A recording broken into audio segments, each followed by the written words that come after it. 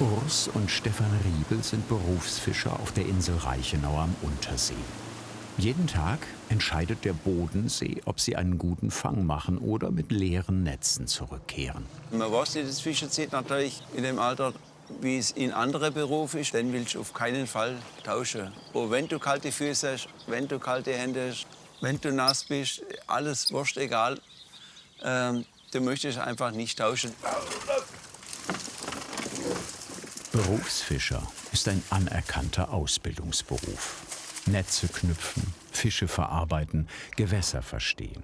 All das lernt man in der Ausbildung. Doch der Alltag auf dem See prägt auch den Menschen hinter dem Handwerk.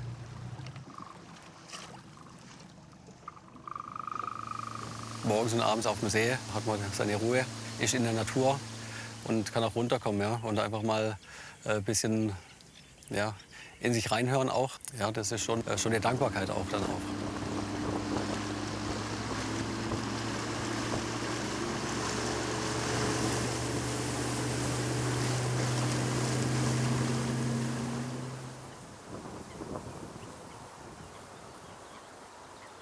Der Bodensee ist mit 536 Quadratkilometern das größte Binnengewässer Deutschlands.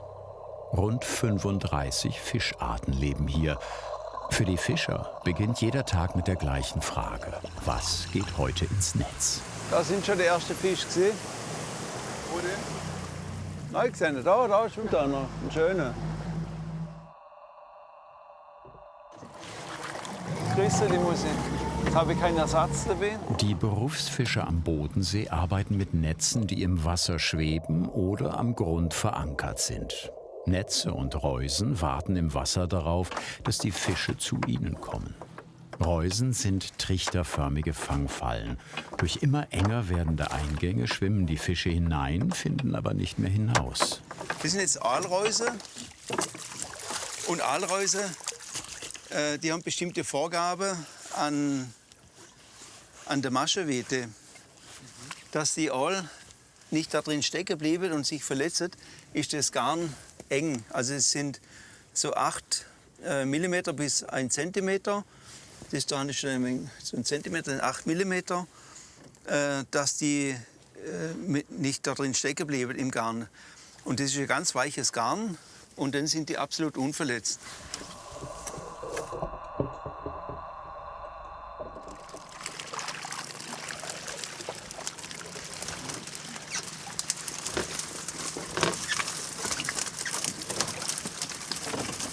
Die Reusen fangen weit mehr als nur Aale. Je nach Jahreszeit und Standort gehen ganz unterschiedliche Fischarten ins Netz, wie dieser Wels. Ja, da ist jetzt ein Wels, ein ganz junger Wels drin.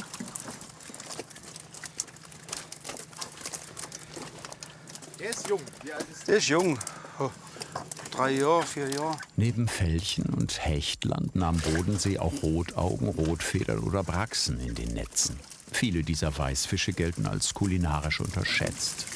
Also die Weißfisch, die Rotauge oder die Rotfeder, die eignen sich gut zum Braten. Da macht man Filet davon, ganz normal.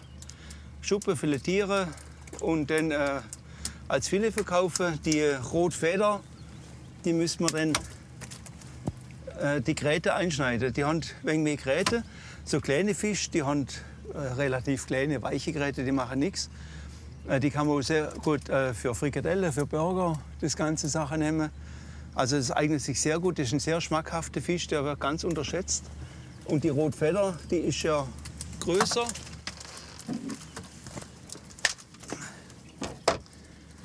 Rotfeder ist auch ein sehr schöner, interessanter Fisch. Ein langer Todeskampf setzt Stresshormone frei und verschlechtert die Fleischqualität. Deshalb werden die Fische direkt nach dem Fang getötet.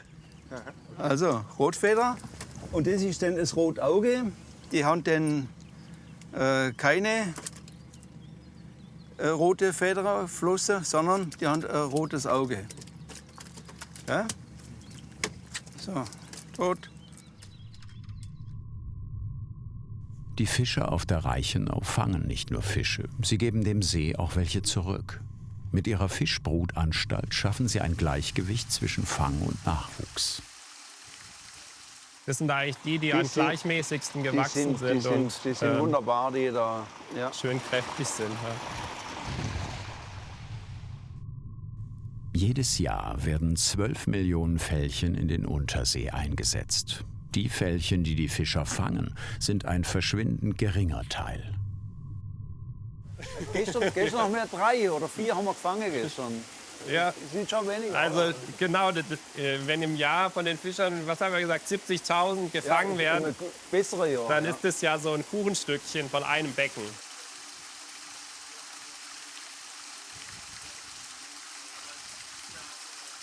Im Dezember fangen die Fischer laichreife Fische und vermischen Eier und Milch direkt an Bord. Die befruchteten Eier kommen anschließend in die Fischbrutanstalt.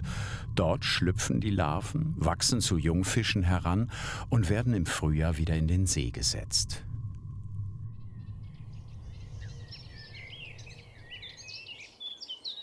Bis ein Fisch geräuchert ist, dauert es mehrere Stunden. Damit die Ware am Vormittag verkauft werden kann, beginnen Marlies und Stefan Riebel um 4 Uhr morgens mit der Arbeit.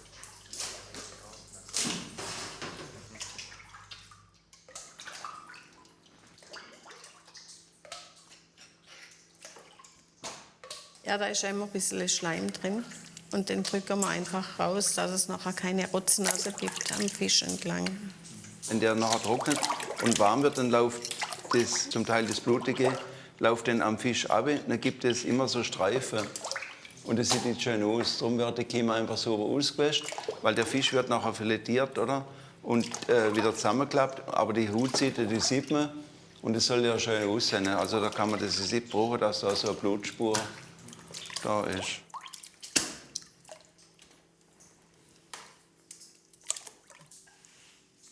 Vor dem Räuchern liegen die Fische mehrere Stunden in einer 8%igen Salzlake. Das Salz entzieht dem Fleisch Wasser, würzt es und macht es haltbarer. Anschließend werden die Fische zum Trocknen aufgehängt.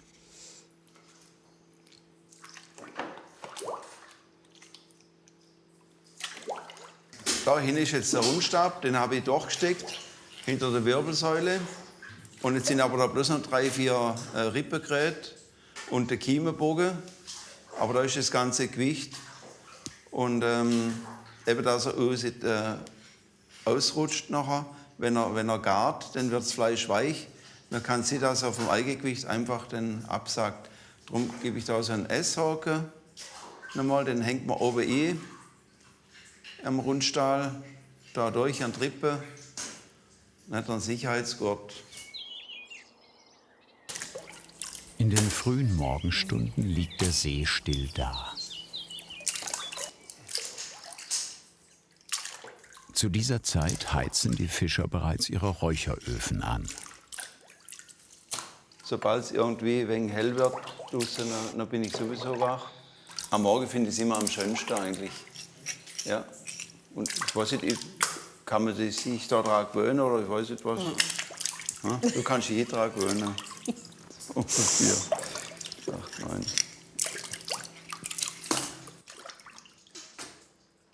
Bevor der Fisch im Räucherofen landet, sind viele Handgriffe nötig. Der Kunde sieht später nur das fertige Produkt. Je nach Fischart bleibt von einem Kilo Fang am Ende oft weniger als die Hälfte als verkaufsfertiges Produkt übrig.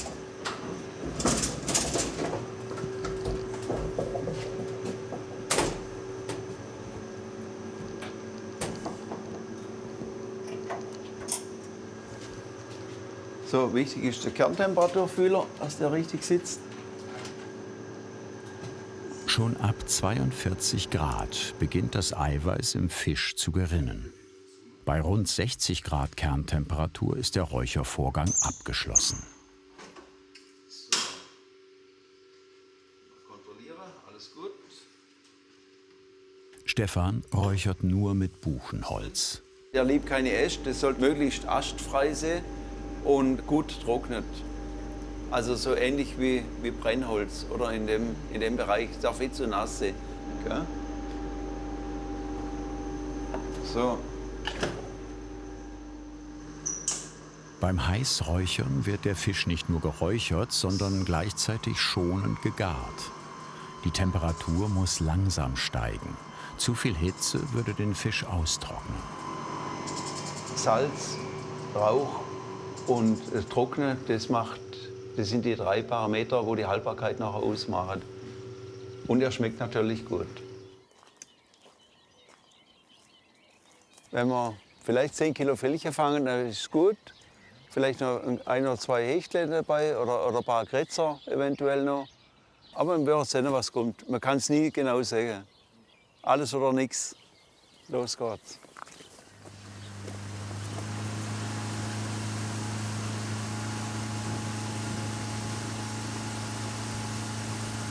Stellnetze stehen wie unsichtbare Wände senkrecht im Wasser. Die feinen Maschen sind exakt so groß gewählt, dass junge Fische hindurchschlüpfen und nur ausgewachsene Tiere darin hängen bleiben.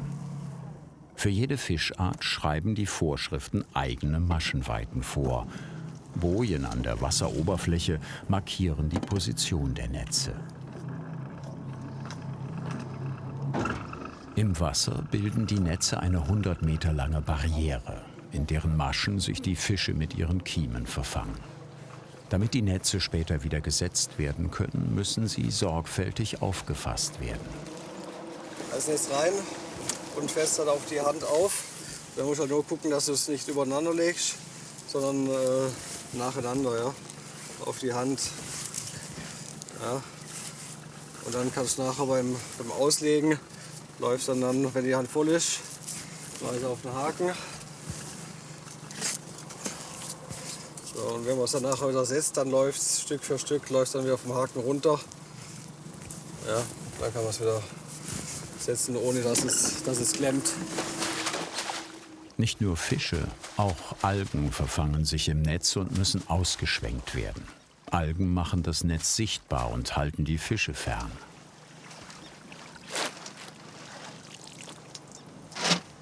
So, das erste Netz ist leer. Das ist schon mal nicht gut. Das haben wir jetzt auch schon länger nicht mehr gehabt, ein leeres Netz. Der jüngste Berufsfischer am Untersee ist knapp 40 Jahre alt. Das Durchschnittsalter liegt bei 61. Dieses Jahr gibt es am Untersee niemand, der eine Lehre zum Fischwirt macht, obwohl sich die Fangmengen in den vergangenen Jahren auf niedrigem Niveau stabilisiert haben. Ja, manchmal wundert es einen, wo die sind. Wie die immer wieder mal irgendwo anders. Da kommt jetzt einer. Aber das war jetzt sehr enttäuschend. Also, gestern habe ich ich glaube 12 Felche gefangen in den 2 Netzen oder 15. Und heute jetzt kein einziger.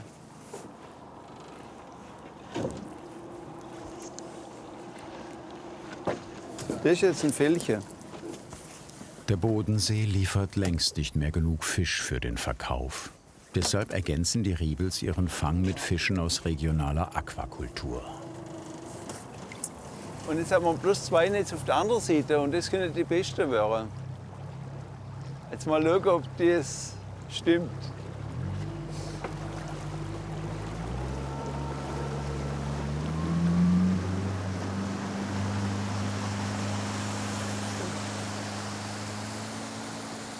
Man kommt auch heim, immer mit gemischtem Gefühl oder Enttäuschungen oder man ist mal froh, wenn man was fängt.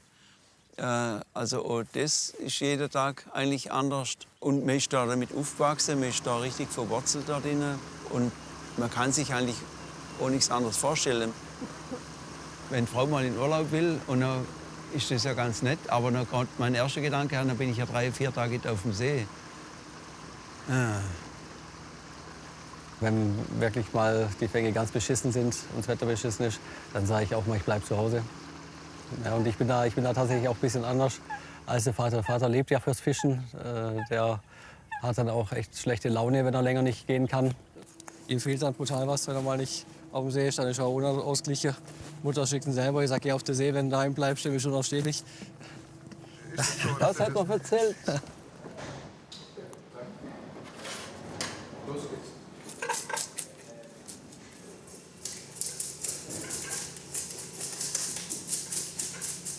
Nach dem Fang müssen die Fischer die Fische entschuppen. Je nach Fischart kommen dabei unterschiedliche Schubmesser zum Einsatz.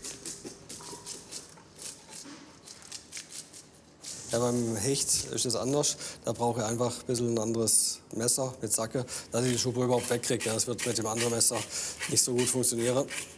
Die haltet einfach viel besser. Ja. Die sind auch viel kleiner. Ja, man sieht es auch, so die Schuppe vom Hecht, ja, wie jetzt die große. Denn ist eine schöne Größe für eine Person. Den verkaufen wir als Ganzes. Deswegen schuppe ich den jetzt. Die Fischer öffnen den Bauchraum mit einem Ausnehmmesser, dessen abgerundete Spitze die Innereien vor Beschädigungen schützt. Mit einem gezielten Handgriff werden die Organe gelöst.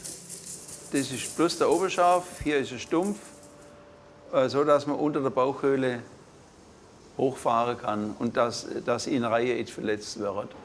Also das Messer, das wird einfach angesetzt am After hin. Man schneidet nicht zu tief, dass man die Innereie nicht verletzt, dass der Fisch nicht kontaminiert wird von der Innereie. Und dann man zwischen der Bauchflosse bis zur Brustflosse, bis zu der Kiemenbogen schneidet man auf. So, das sind die Innereien ganz. Dann schneide ich vorne den Schlund ab und hole die ganze Innereie raus. Dann ist er so, die Bauchhöhle sauber, die Innereie habe ich in der Hand, die Schwimmblase und dann schneide ich bloß die Niere auf, dass man die Niere sauber auswaschen kann. Denn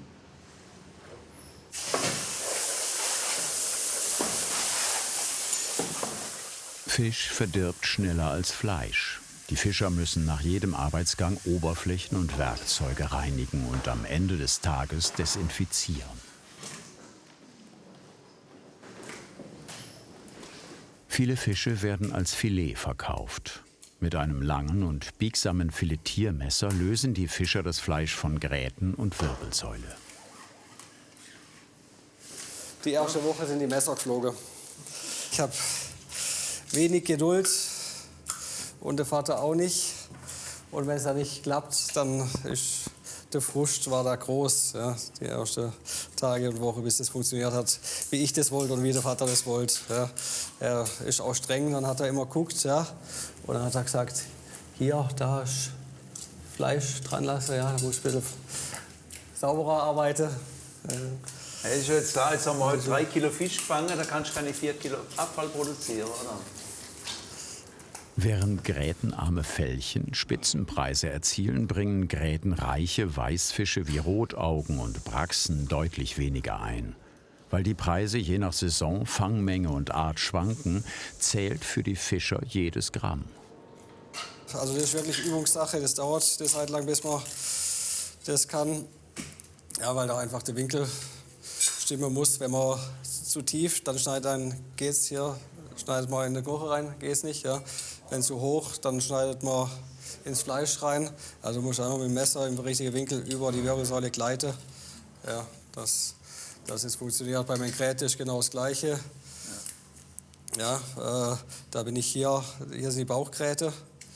Ja, und da muss auch der Winkel stimmen. Wenn ich zu hoch bin, dann schneide ich in die Gräte rein, geht es nicht. Zu tief, schneide ich zu viel Fleisch.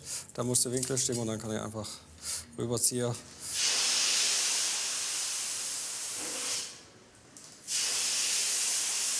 Nach 3 Stunden im Ofen ist der Räuchervorgang abgeschlossen.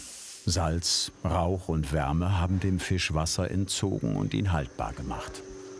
Ja, sieht gut aus. Der Holzrauch enthält antibakterielle Inhaltsstoffe wie Phenole und Säuren. Die legen sich als Schutzschicht auf den Fisch und töten Keime ab. Ja, die Fellchen, die sind halt von der Schuppe her, der wird golden. Die Saiblinge sind natürlich von der Haut her ein wenig anders. Die sind dann eher so bräunlich. Aber insgesamt ist das unsere Wunschfarbe. Der Eindruck, wenn man so einen Räucherfisch sieht, ist ja auch schon, spielt auch eine große Rolle. Das Auge ist mit, hast immer. Und wir haben immer schon so eine Farbe irgendwie gehabt. Und dann versucht man, dass man das auch beibehält. Oder? Das ist eine reine Geschmackssache. Also für uns ist das einfach so, ja, das Schönste.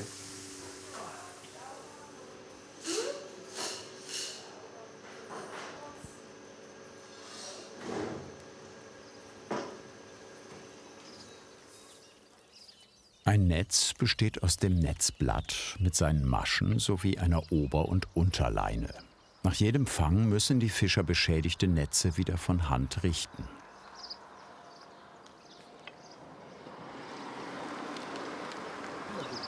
Da muss ich jetzt den Anfang finden, wo der reingeschwommen ist, und dann retour schaffen. So, wenn ihr vorwärts geschafft habt, schaffe ich wieder retour. Moderne Netzblätter aus Nylon sind reißfest und für die Fische kaum sichtbar. Manche Fische geben sich richtig Mühe und machen das richtig kompliziert. Verfangen sich Fische mit ihren Kiemen in den Maschen und versuchen sich zu befreien, verknoten sie das Netz. Das sind 2, 3 Maschen, aber da die richtige finden, wo es jetzt aufgeht. Da ist das Ohr. Da ist die Schlaufe, aber da komme ich nicht weiter.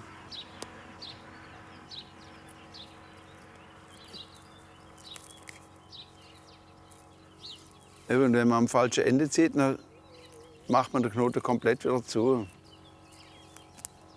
Da ist jetzt nochmal, bis alles durch ist. So, und wenn ich es durch habe, zack, fertig. Dann ist er offen. Netzpflege gehört zu den zeitaufwendigsten Arbeiten eines Berufsfischers und dauert oft länger als der eigentliche Fang. Da stand ich jetzt halt schon 40 Jahre und darum ist das halt so austreten daheim, oder? Aber da ist schon mein Vater gestanden und schon der Opa gestanden.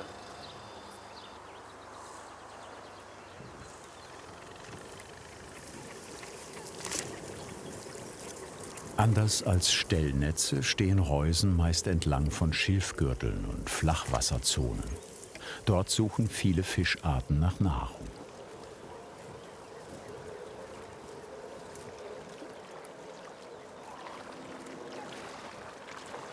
Jetzt muss ich die Reuse aufspannen.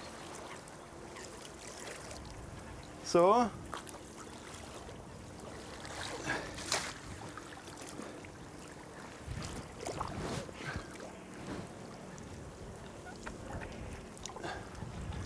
Ist fest, dass es schön steht. Jetzt kommen nachher die Flügel noch. Trichterförmige Eingänge lenken die Fische in die Reuse. Einmal hineingeschwommen, finden sie aus den Fangkammern nicht mehr heraus. Das ist eine ganz schonende Art, also Fisch zum Fangen. Und sie sind da drin im Wasser, sie können sich bewegen, sie hängen nirgends fest, oder? Das ist also eine ganz tolle Sache, so Reuse. Und Reuse ist eine von der ältesten Methoden, wenn man Fisch fängt. Also das haben sie schon aus Weidekörb, das haben sie schon in der Steinzeit gemacht. So, jetzt schaut es richtig. Jetzt haben wir da am Ufer angefangen, das Leitfach. Das vorne kommt der Fisch da, da wird es enger. Dann kommt er in die erste Kehle, zweite Kehle, dritte Kehle. Und so müsste es passen. Jetzt ist es wieder am Wasserstand angepasst, also stimmt. Es darf nicht zu tief sein und nicht zu flach. So passt. Ob die Fische in die Reuse gehen, ist selbst für erfahrene Fischer ein Glücksspiel. Wind und Temperatur können sich über Nacht verändern und die Fische ziehen an einen anderen Ort. Nach Hause geleiten die Fische den Fischer dagegen erstaunlich zuverlässig. Wo ist die Drohne? Guck mal da.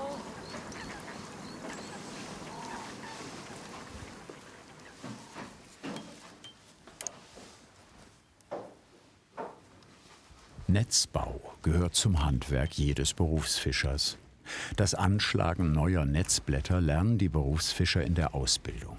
Masche für Masche entsteht so ein neues Netz. Und dann habe ich jetzt da 4 Maschen, habe ich jetzt da auf der Schnur. Und dann kommt mein gedachter Abstand. Dann mache ich einen halben Schlag, ziehe das an, so dass es so nachher gibt es so ein Dreieck. Dann kommt ein halber Schlag dagegen und einfach nochmal oben drauf nochmal einen Knoten.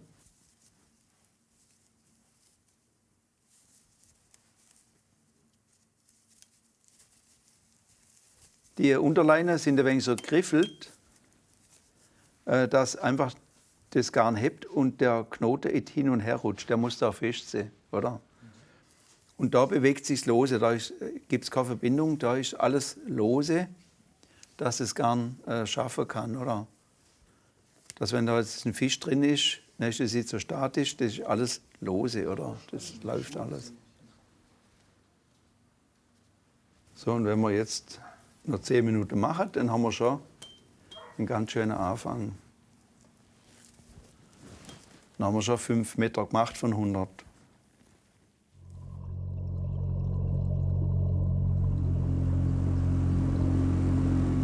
Über Nacht gehen viele Fischarten auf Nahrungssuche.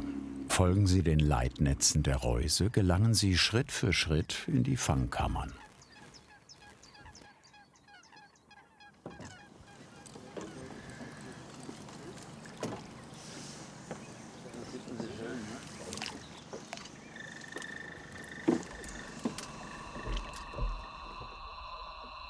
Die Reuse hat ganze Arbeit geleistet. Gleich mehrere Fischarten sind in die Fangkammern geschwommen. So, jetzt muss jemand helfen, noch schnell. So, und jetzt? Jetzt da rein.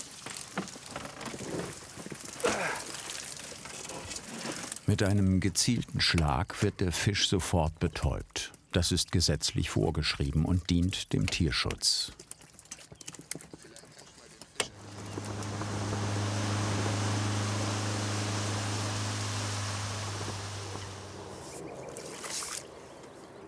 Anders als im Netz verfangen sich die Fische in einer Reuse nicht, sondern schwimmen frei weiter. Früher diente die Fangfalle den Fischern deshalb als natürlicher Unterwasserkühlschrank. Die Fische blieben lebendig, bis sie verkauft wurden.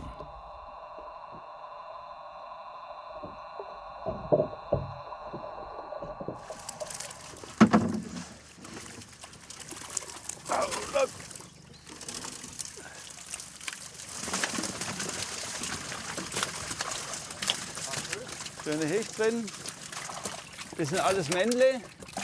Da die Kleinen, die dürfen raus, die sind unterm Schornmaß.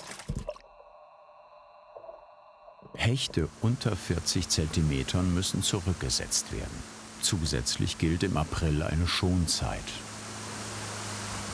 Ja, also das ist jetzt ganz gut. Die Wiesfische sind ja schön, da sind schöne große dabei. Da können wir also gut viele machen. 2, 3 größere Hechte haben wir. Aal haben wir ganz gut. Das passt jetzt schon.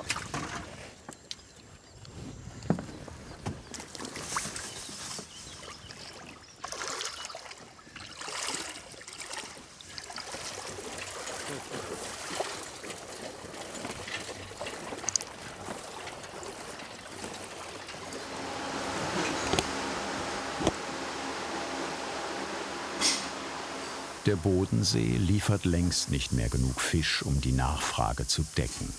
Heimischer Bodenseefisch ist deshalb zu einer besonderen Spezialität geworden.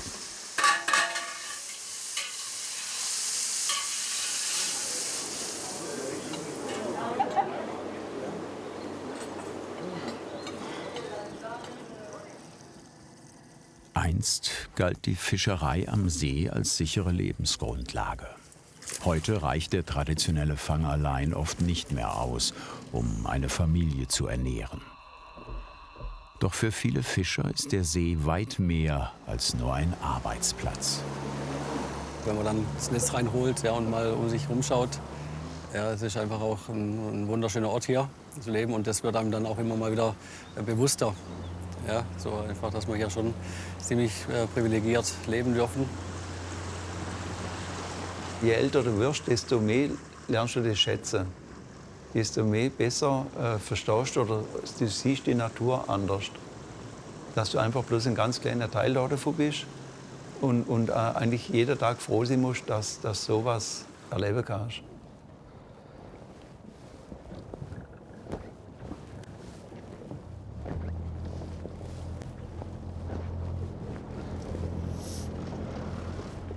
Fasziniert dich Handwerkskunst genauso wie uns? Dann jetzt den Kanal abonnieren und keine Folge verpassen.